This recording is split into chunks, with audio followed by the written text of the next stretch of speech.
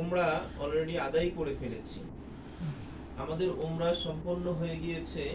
যেহেতু আমরা তামাত্তু হজ্জের জন্য এসেছি, তামাত্তুর জন্য সর্বপ্রথম আমাদেরকে কি করতে হয়? উমরা করতে হয়। আমরা উমরা আদায় করে ফেলেছি। এখন আমাদের কার্যক্রম হচ্ছে হজ্জের জন্য হজ্জের কার্যক্রমগুলি পরিপূর্ণভাবে আদায় করা। হজ হচ্ছে অত্যন্ত কঠিন একটা কার্যক্রম, যেখানে আপনার তিনটা জিনিস সমন্বয় হতে হয়। এক নাম্বার হচ্ছে মন, শরীর এবং টাকা।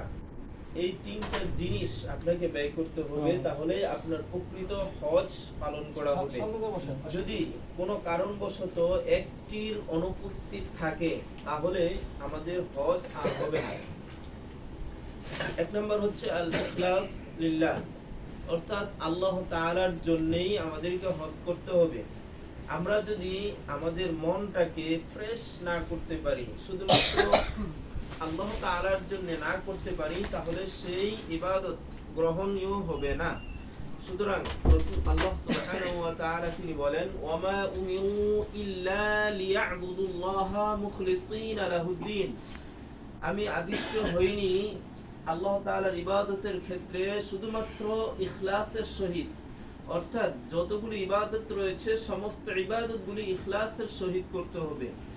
আপনার আমার মনের মধ্যে এরকম কোন ধরনের চিন্তা চেতনা থাকা যাবে না যে এখানে এসেছি শুধুমাত্র আমার টাকা আছে, মানুষ, আমি যদি হজ না করি তাহলে আমাকে লোকেরা কি বলবে, আমি মসজিদের সভাপতি হয়েছি, আমি যদি হজ না করি তাহলে পরবর্তী বছর আমি সভাপতি হতে পারবো না, আমি অমুক দলের প্রেসিডেন্ট হয়েছি, মেম্বার হয়েছি, চেয়ারম্যান হয়েছি, হ্যাঁ এমপি হয়েছি, এখন যদি আমি হজটাই না করি তাহলে তো কেমন দেখায়। এই ধরনের চিন্তা চেতনা যদি থাকে, তাহলে প্রথমে সেটা ডিলিট করতে হবে অন্তর থেকে ডিলিট করে একমাত্র শুধুমাত্র আল্লাহ তাআলার জন্য এখানে এসেছি। কারো মনে যদি এ ধরনের কোনো চিন্তা চেতনা থেকে থাকে, তাহলে এখন থেকেই একেবারে পরিচ্ছন্ন করে নিতে হবে যে আমার এখানে অন্য কোনো উদ্দেশ্য নেই, আমি এখানে এসেছি শুধুমাত্র আল্লাহ তাআলাকে সন্তুষ্ট করার জন্য। অন্য কোনো উদ্দেশ্য আমার যদি ইতিপূর্বে ছিল, আমি এখন থেকে ডিলিট করে দিলাম। আমি আমার অন্তরটাকে খালেস ভাবে, মুখলিস ভাবে, একত্বতার সাথে শুধুমাত্র আল্লাহ তাআলাকেই চাই, আল্লাহ তাআলার সন্তুষ্টি আমার একমাত্র কামনা, আমি এছাড়া অন্য কিছু চাই না। এটা এক নাম্বার থাকতে হবে। দ্বিতীয় নাম্বার হচ্ছে আমরা সবাই শারীরিক প্রস্তুতি গ্রহণ করতে হবে। এখন শারীরিক প্রস্তুতিটা আমরা অনেকেই নিচ্ছি, আবার অনেকেই আপনার বেশি বেশি তোয়াফ করছি, উমরা করছি, আবার সেখানে হাজারা আসওয়াদে যাচ্ছি, আবার কি করছি, মানে এদিকে সেদিকে ঘুরতে যাচ্ছি।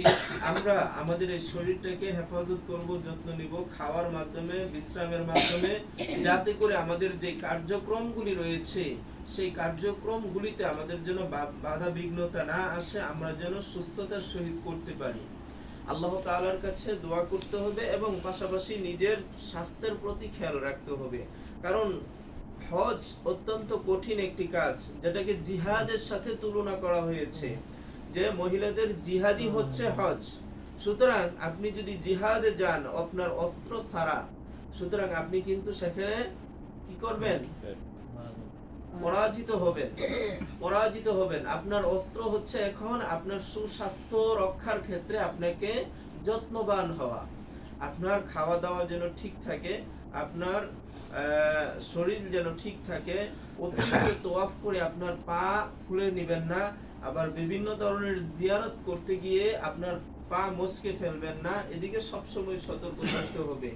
এখানে আপনার জার্নিটা অত্যন্ত কঠিন। এখান থেকে যেতে হবে আরাফায়, গাড়িতে সুন্দর করে আপনাদেরকে নিয়ে যাবে, আরাফা থেকে মুজদালিফায়ও নিয়ে আসবে। এই মুজদালিফার পর থেকে আপনাদের পরবর্তী যে কার্যক্রমগুলি সেগুলি কিন্তু সবই পায়ে হেঁটে করতে হবে। সুতরাং সেই ক্ষেত্রে মন থেকে যেমন ভাবে প্রস্তুতি গ্রহণ করতে হবে, শারীরিক ভাবেও আপনাদেরকে অবশ্যই প্রস্তুতি গ্রহণ করতে হবে।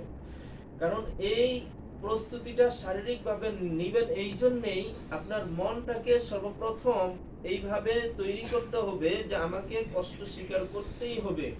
ওই দিনে আমি কষ্ট ছাড়া হজ হবে না, আমাকে এই ক্লান্তি করতেই হবে, আপনার মনোবলটাকে সবচেয়ে বেশি শক্ত রাখবেন। মনোবল যদি দুর্বল করে ফেলেন তাহলে কিন্তু আপনার শারীরিকভাবে দুর্বলতা অলরেডি চলে আসবে। এই জন্য মনোবল প্রথমে শক্ত রাখবেন, পাশাপাশি খাওয়া দাওয়া ঠিক করবেন। আমাদের অনেক ভাই আমরা দেখতে পাচ্ছি যে ওনারা প্রতিদিন গিয়ে তোয়াফ করছেন, প্রতিদিন 2 বার 3 বার করে তোয়াফ করছেন, আবার হাজার আসওয়াদে গিয়েও চুমু খাওয়ার চেষ্টা করছেন। এইভাবে যদি আপনারা সেখানে যান, তোয়াফ করেন, তাহলে দেখা যাবে যে আপনাদের পায়ে সমস্যা হচ্ছে অথবা আপনার কোনো কারণবশত অসুস্থ হয়ে যাচ্ছেন। তোয়াফ, নফল তোয়াফ অবশ্যই উত্তম, তবে সেটা যেন আপনার শরীরের উপরে প্রভাব না ফেলে সেদিকে লক্ষ্য রাখতে হবে। আপনি এখন এই নফল তোয়াফটি করতে গিয়ে আপনার কি হবে, পরবর্তী ফরজ যে কাজগুলি সেগুলিতে আপনার বিঘ্নতা ঘটবে। আপনি অসুস্থ হয়ে যাবেন, তখন আপনার মনোবল দুর্বল হয়ে পড়বে। আর যদি সুস্থ না হতে পারেন, আরাফা